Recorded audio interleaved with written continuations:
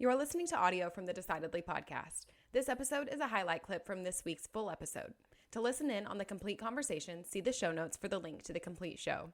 You can help us out by leaving us a 5-star review wherever you listen to podcasts. We appreciate every bit of your support. I'm Morgan McKittrick, your producer, and this is Decidedly.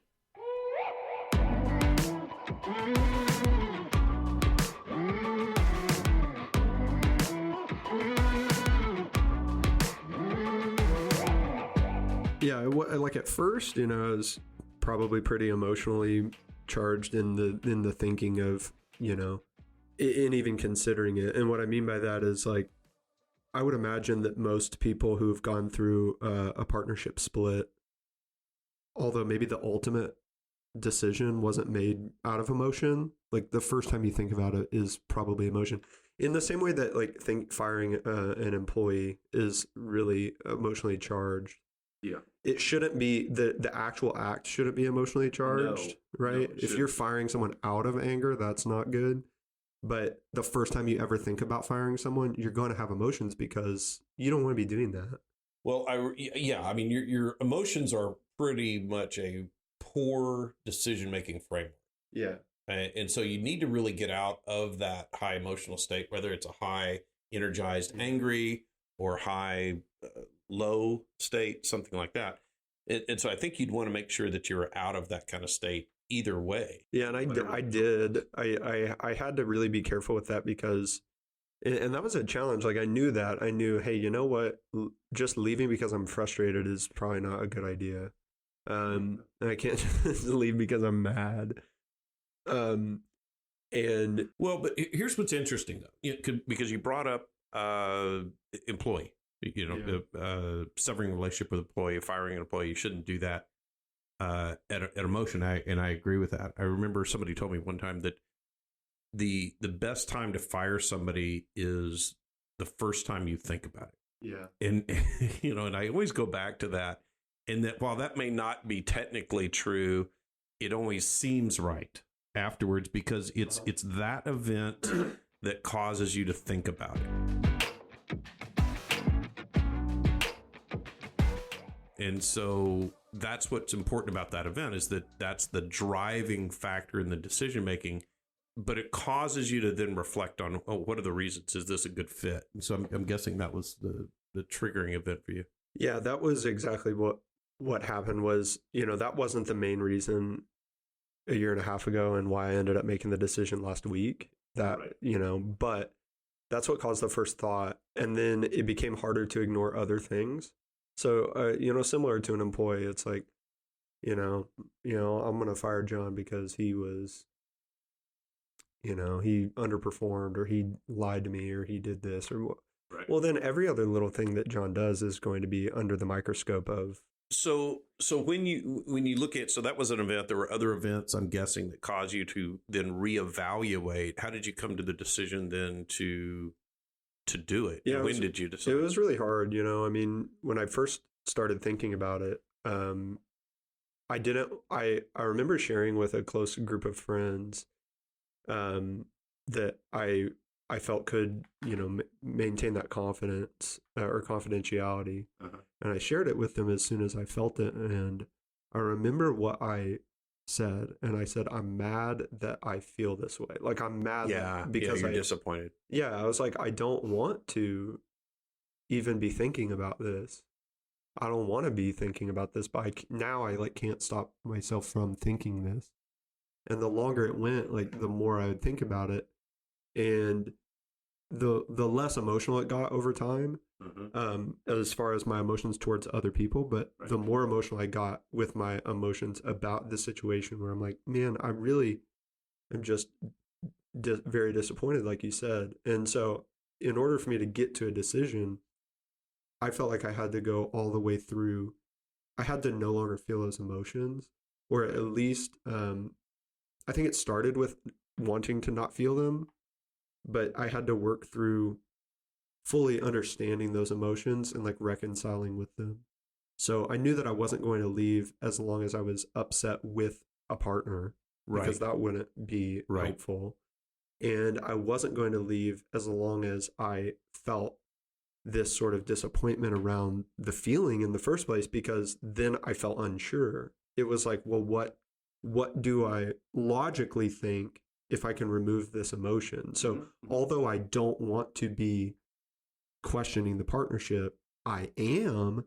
So now let me actually think it through, because as long as I was caught up on feeling disappointed in thinking that way, I wasn't allowing myself to actually think it through. Right. Yeah. I was actually allowing myself to discount the severity of the decision, thus not make a decision. Right. So I was able to say, well, I'm disappointed, therefore I don't want this to be true, so I'm going to ignore it. Did you find that maybe you went through some of the stages of grief? Because you're losing a relationship when you take a partnership and you sever it, right? Yeah. I mean, you're losing a relationship. No, I think I probably didn't. I definitely did not think of it that clearly going through it, but I can see that looking back, for sure. Where you're like angry. Yeah, it was obvious. I was really upset first. Yeah. And then there was definitely denial in there. I don't know the stages of grief, not like the back of my hand or anything, but I didn't get to like a place of real acceptance until I really like knew that I was going to make the decision. Well, it actually in my mind, I told myself, I made a commitment to myself. I said, I'm going to tell my partners on this day.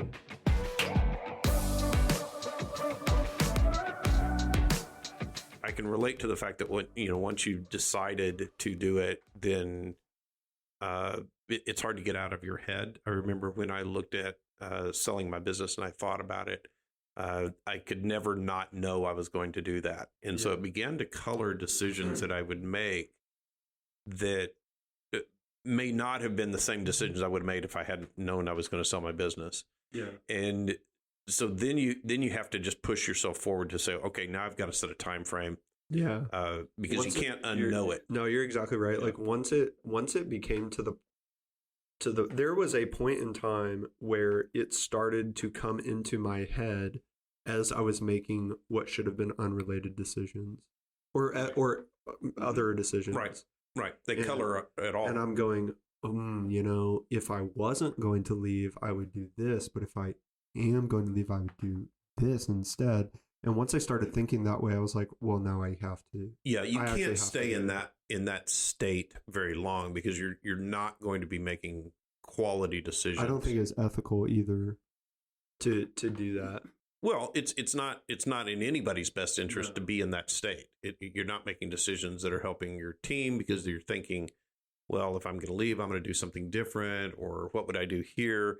And you have to it really puts you in a place that challenges your integrity, and I don't think that's a good place to be. No, I didn't like it at all. Yeah.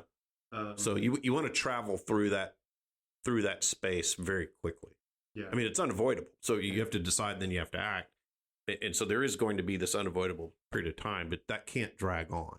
No, I tried to make that as short as possible. Right. It's just like in any relationship. If you knew you were going to end a relationship with somebody on a personal level, you can't just let that carry on with you knowing you're going to end that relationship. You're not going to be treating them, with the honor they deserve. Yeah. No, you're totally right.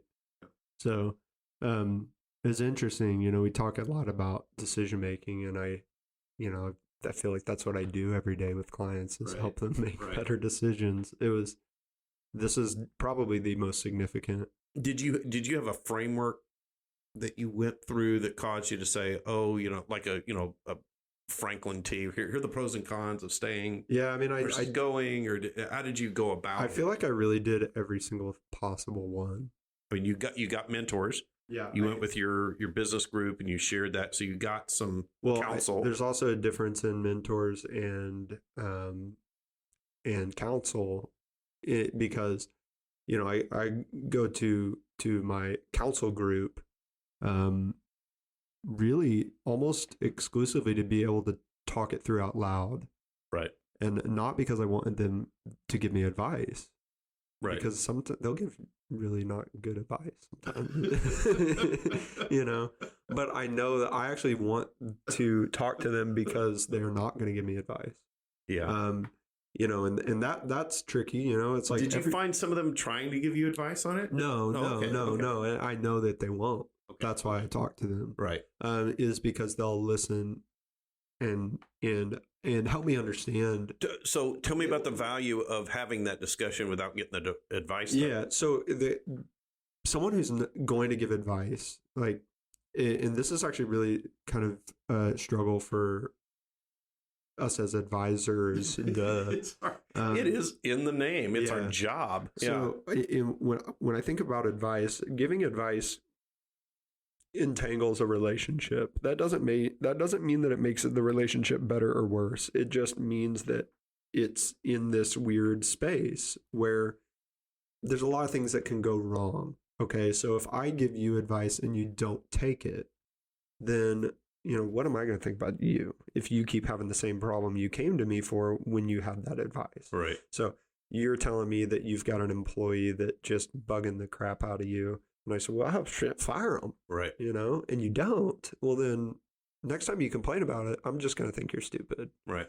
The opposite's true. What if I tell you, you take my advice, you fire that employee, and then your sales go down? Well, are you blaming yourself? No, you're blaming me. No, I'm going to blame you. Yeah, because I told you to do it. So it can also change because of that risk that I have and that you have when I give you advice. It may change how and what you share with me. Right? You may not fully share all the details or all of the feelings associated with this event because advice is coming. Right? So if advice is coming and that advice might be harmful to your ego, you might color the situation slightly differently as to avoid the advice that would make you uncomfortable. So you're telling me that this employee is bothering you because they won't do what you tell them, whatever. They won't meet their sales goals, whatever it is. But you're also not telling me that you've, broken several promises to them on the promotions that you would give them. You haven't sought out additional training for them outside of the company. That you're worried that you're not a good leader. Yeah, that you're insecure about yourself as a leader, that you're also having money problems with whatever, And so because you're not sharing those, it may oversimplify the situation and cause me to say, oh yeah, just fire them. When if you told me everything, the advice might be, well, hey, maybe you actually need to... You need to promote them and get them an assistant. And you actually need to get away.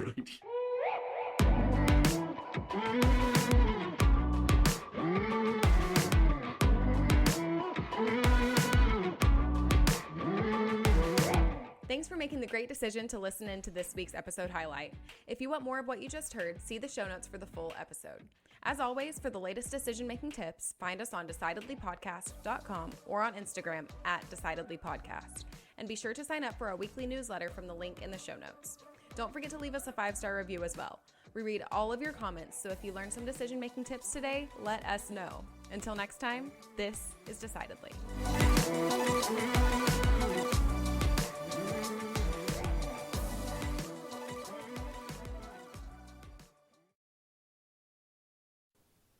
Insights, advice, and comments provided by Sean Smith, Sanger Smith, and speakers identified as part of the Decidedly podcast should not be considered recommendations. Speakers who are not identified as members of Decidedly are expressing their own opinion, and their statements should not be construed as reflecting the views of the Decidedly team. This podcast is produced solely for informational purposes, not personalized advice.